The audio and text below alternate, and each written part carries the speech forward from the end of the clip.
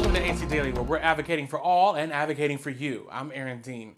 As streaming services like Apple TV+, Netflix, Spotify, Max, and more have raised their profile with new shows and new stars, they've slowly been raising their subscription prices too. And for some, it's just in time for summer. The Advocate Channel's Karen Caifa has a look at the price hikes consumers may have missed and how to cut back on some spending. As streaming services across the board have expanded their content options, well, their monthly tabs have expanded too, including a few price hikes that are set to take effect in the coming weeks. Escaping the summer heat to the air-conditioned comfort of a binge watch is getting more expensive. If your original plan was, well, I'll save money, I'll get rid of cable, I'll have one or two streaming services.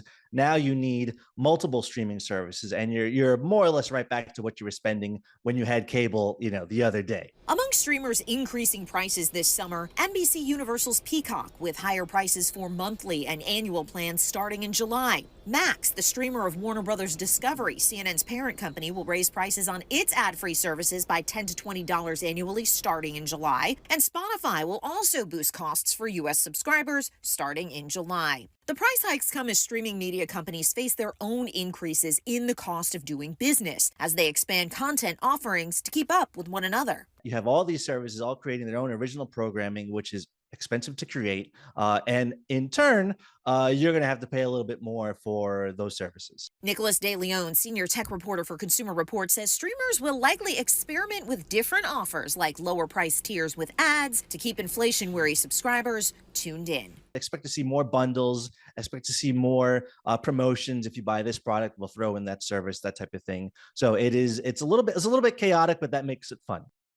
And as prices continue to climb, Consumer Reports advises making a list of all of your streaming subscriptions because it may actually be more than you think. Scroll through the apps on your TV, but also take a look at your credit card statement. See if you're being billed for any free trial options that have since expired that you're not really watching. Once you've done that, you can decide which cost-cutting moves you want to make. In Washington, I'm Karen Caifa.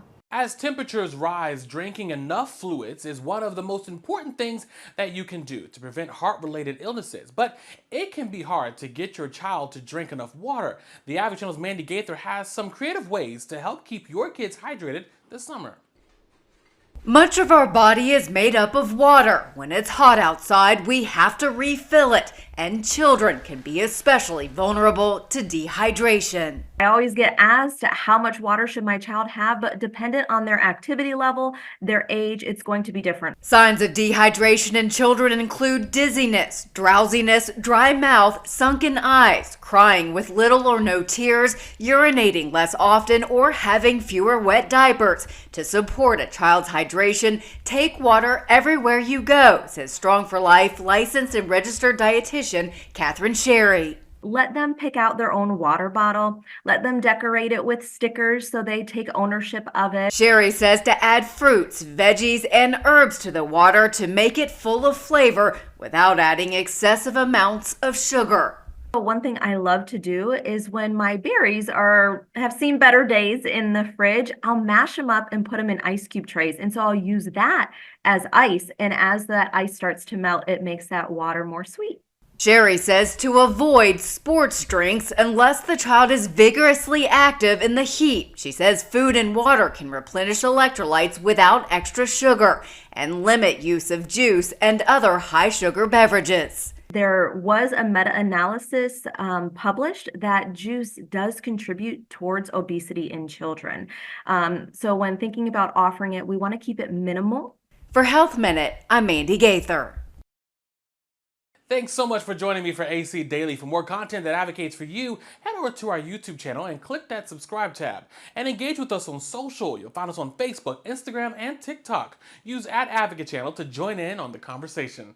I'm Aaron Dean.